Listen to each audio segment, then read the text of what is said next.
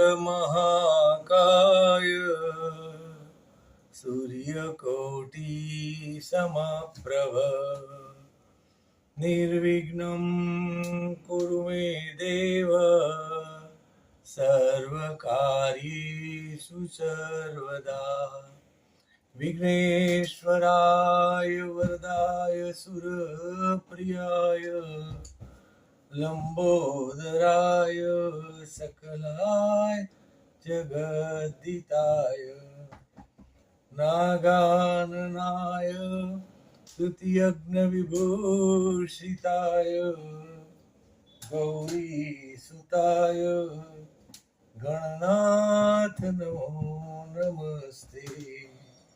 ओम गंगणपते नमः। ओम शारदाय नमः। शांताकारं भुजगशयनं पद्मनाभं सुरेशं विश्वाधारं गगनसदृशं मेघवर्णं शुभांगं लक्ष्मीकान्तं कमलनयनं योगीभिर्धान्यगम्यं वन्दे विष्णु भवभयहरणं सर्वलोकैकनाथं त्वमेव माता च पिता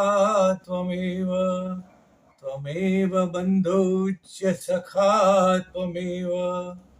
त्वमेव विद्या द्रविणं त्वमेव सर्वं मम देव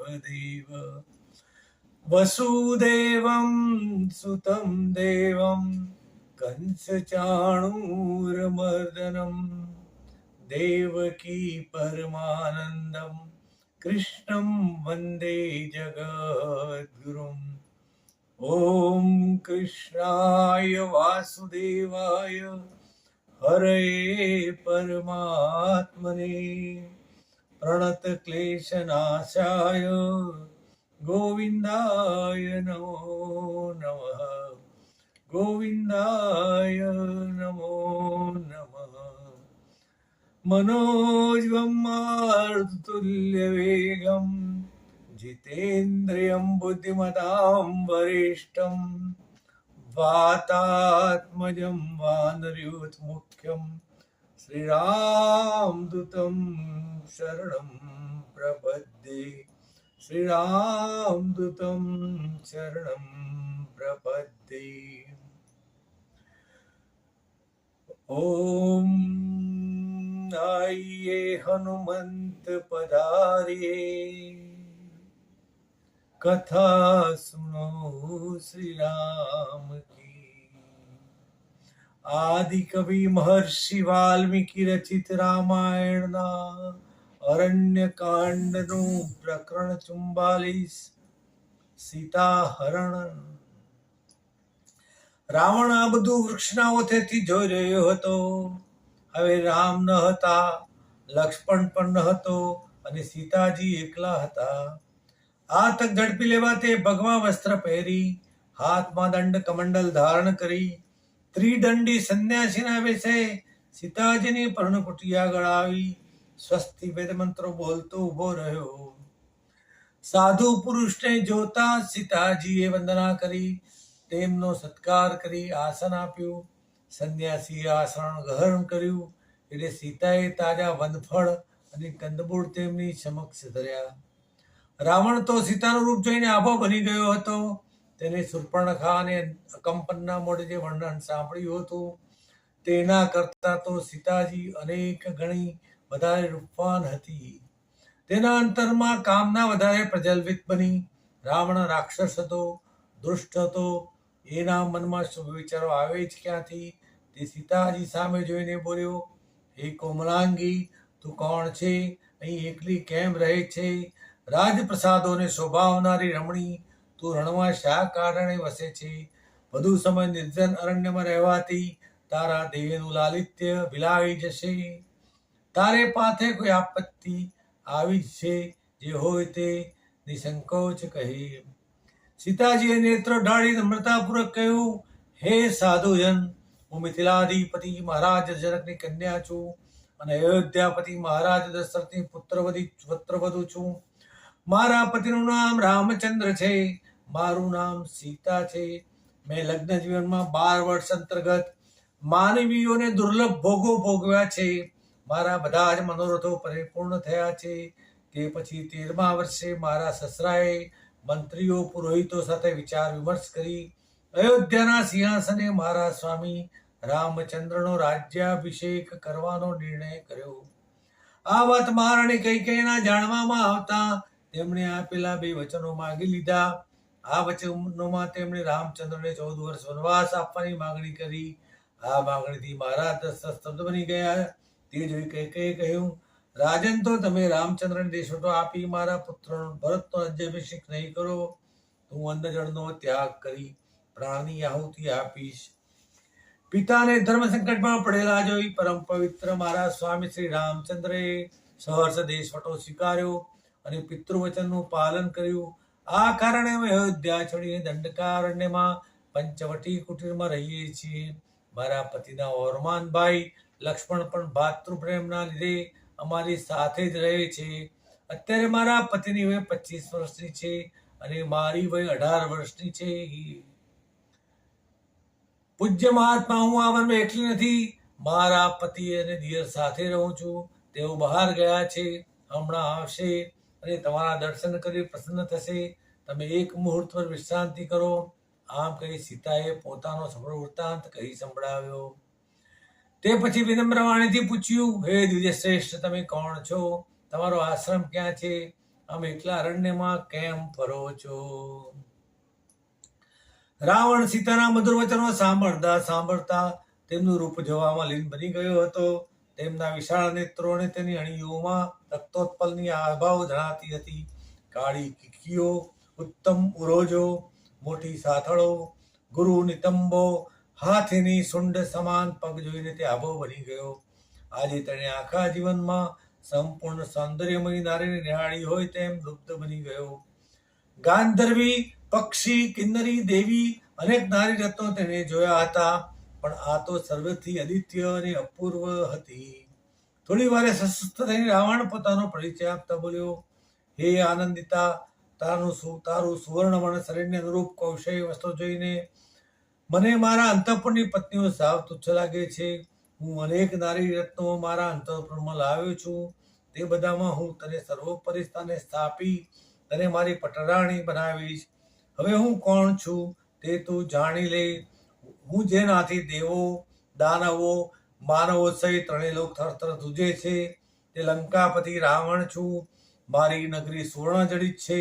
તે સમુદ્ર વચ્ચે આવેલા બેટના ત્રિકુટ પર્વત પર વસેલી હોવાથી કોઈ માનવી તેમાં પ્રવેશ કરી શકતું નથી. રાવણે સીતાને સ્પષ્ટ કહી દેવું ઉચિત માન્યું. તે બોલ્યો, હે સુંદરી, હું લંકાધિપતિ રાવણ છું. મારા પરાક્રમથી 3 લોક પરિચિત છે. દેવ, દાનવ, માનવ બધા જ મારી ધાકથી ધ્રુજે છે. મારી સામે માથું જ કે એવો આ અવનીમાં કોઈ અવતર્યો નથી. અત્યારે સર્વત્ર મારી સત્તા પ્રવર્તે છે.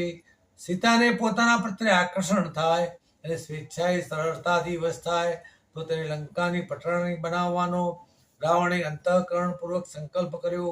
રાવણ દુષ્ટ હતો, પાપી હતો. અત્યારે તેનામાં કામવાસનાની ભરતી ચડી રહી હતી, છતાં તે સંયમ રાખી રહ્યો હતો. સીતા પોતાની સંપત્તિ, વૈભવ, રાજસુખ, શક્તિ અને સંતાથી અંજાઈ સ્વયં સંબત થશે એવું તે માનતો હતો. આવડા મોટા સમ્રાટની માગણી કઈ સ્ત્રી નકારી શકે?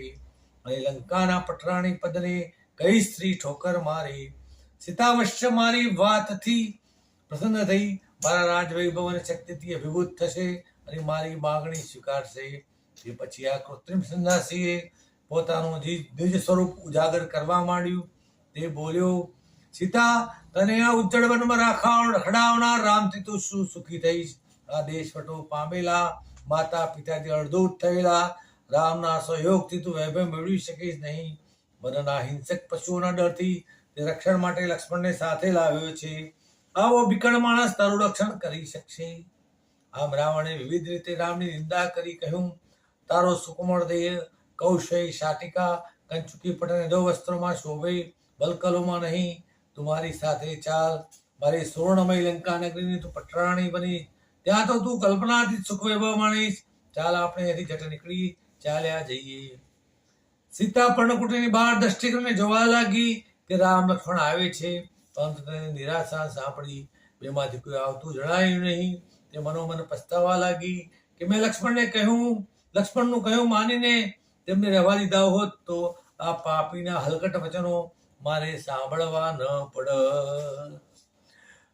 રાવણે પુનઃ કહેવા માંડ્યું, પ્રિયા તું શો વિચાર કરે છે? જટ ચાલ, મારું અંતઃપુર તારી વાટ જુએ છે.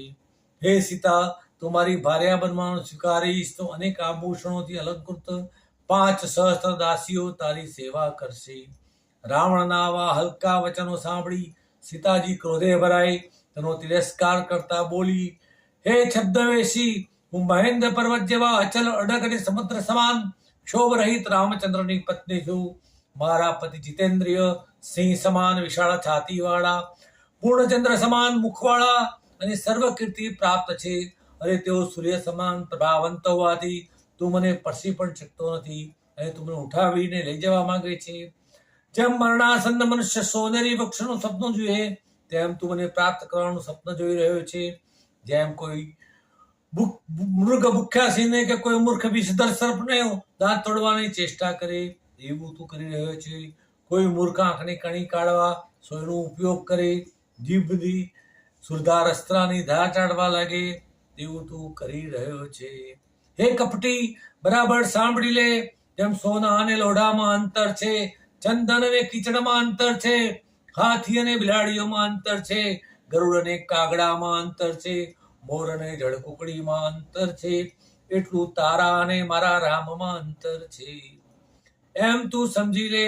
જેમ માખી હીરાને ખાઈ શકતી નથી તેમ ધનુષ્યધારી રામની પત્ની સીતાનું તું હરણ કરી શકતો નથી. આવા અત્યંત કઠોર વચનો બોલી તે આવેશમાં આવી સીતાજી થરથર ધ્રુજવા લાગ્યા. સીતાના દુસ્સહ ઉગ્ર વચનો સાંભળી રાવણ સમસમી ગયો. તે ક્રોધપૂર્વક ભવા ચડાવીને ઉગ્ર સ્વરે બોલ્યો, હે સુંદરી, હવે તું સાંભળી લે. હું લંકાપતિ રાવણ છું. મેં મારા બળ વિક્રમથી મારા ઓરમાન ભાઈ કુબેરને હરાવી તેનું પુષ્પક વિમાન પડાવી લીધું છે. મારા ડરથી તે લંકા ત્યજી કૈલાસ ઉપર ભાગી ગયો છે. ઇન્દ્ર જેવા દેવો પણ મને જોતા જ નાસવા માંડે છે.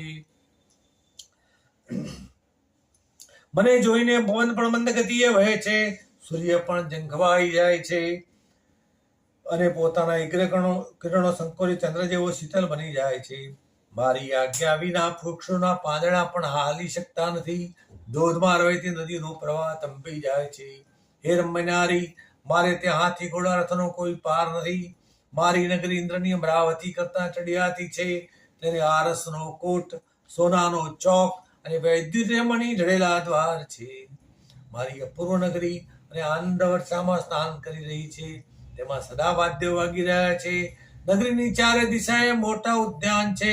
તેમાં વિવિધ પુષ્પો પરિમલ ફેલાવી રહ્યા છે. વૃક્ષો સ્વાદિષ્ટ ફળોથી લચી રહ્યા છે.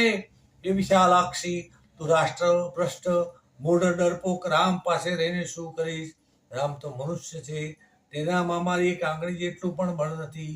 તારા સદભાગ્ય જો અહીં આવ્યો છું એમ સમજી મારો સ્વીકાર કર. રાવણની વાણી અને વર્તન જોઈ સીતાએ ઝેરી નાગણની પેટે ફૂત્કાર કર્યો. ક્રોધાવેશમાં તે બોલી, ઓ નીચ રાક્ષસ, તું શિયાળ સમાન હોવા છતાં સિંહણ મેળવવાની ઈચ્છા કરે છે. હું સદા રાઘવની છું. તેમના બળ પરાક્રમ આગળ તું કઈ વિષાત્મા નથી. જેમ સૂર્યની તેની પ્રભાને અલગ પાડવી અશક્ય છે તેમ મને રામથી વિખૂટી પાડવી અશક્ય છે. મને સ્પર્શ કરવા પણ કોઈ સમર્થ નથી. નરાધમ, તું રામની અર્ધાંગનાની ઈચ્છા રાખે છે. તારો મરણકાળ પાસે આવવાથી તને મતિ બ્રહ્મ થયો છે. જો રામ આવશે તો તારા ટુકડા કરી નાખશે. પાપી, ઉઠ, ઉભો થા, અહીંથી જટ જીવ બચાવીને નાસી જા. સીતાનો એક એક શબ્દ લંકેશ્વર માટે અસહ્ય હતો. રામ આવી જવાની આશંકાથી તેને તત્ક્ષણ સંન્યાસી વેશ ફગાવી દઈ પોતાનું મૂળ રાક્ષસ સ્વરૂપ પ્રગટ કર્યું. તેનો શ્યામ દેહ, લોહિયાળ આંખો, રોમાચ્છાદિત ડરામણો દેહ જોઈને સીતા છડી મરી. તે વાયુના સુસવાટામાં કાંપતી કેળદી પેટે ધ્રુજી ઉઠી અને તેને પોતાની બંને આંખો હથેળીઓથી દાબી દીધી. રાવણે ક્ષણનો પણ વિલંબ કર્યા વિના સીતાનો ચોટલો પકડી ધસડી અને તેને બે હાથે ઉપાડીને દોડ્યો અને વૃક્ષોની પાછળ ઉભા રાખેલા ગગનગામી વાયુ રથમાં સીતાને નાખી. સીતાએ તડફડીને હાથમાંથી છૂટવાનો પ્રયાસ કર્યો. નખથી ઉજરડા ભર્યા, પરંતુ તેની બલિષ્ઠ ભુજાઓમાંથી છટકવું કઠિન હતું.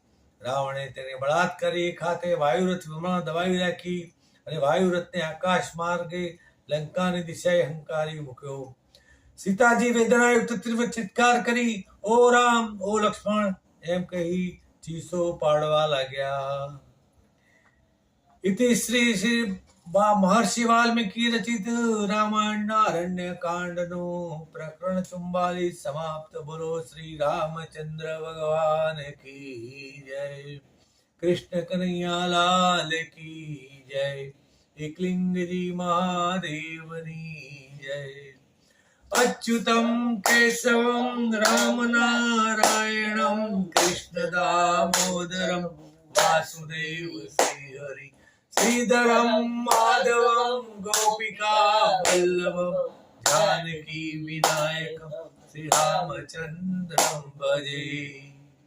સર્વે ભવન્તુ સુખિનઃ, સર્વે સંતુ નિરામય, સર્વે ભદ્રાણિ પશ્યન્તુ મા કશ્ચિદ દુઃખ ભાગ ભવેत्.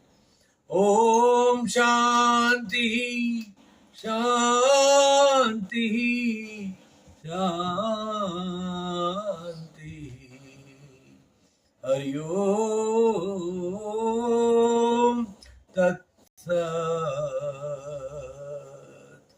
રઘુપતિ રાઘવ રાજા રામ પતિત પાવન સીતારામ.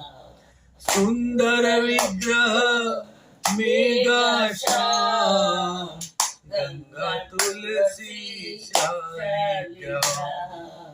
રઘુપતિ રાઘવ રાજા રામ પતિત પાવન સીતારામ. સુંદર વિગ્રહ મેઘા શ્યામ ગંગા તુલસી શાલિગ્રામ. રઘુપતિ રાઘવ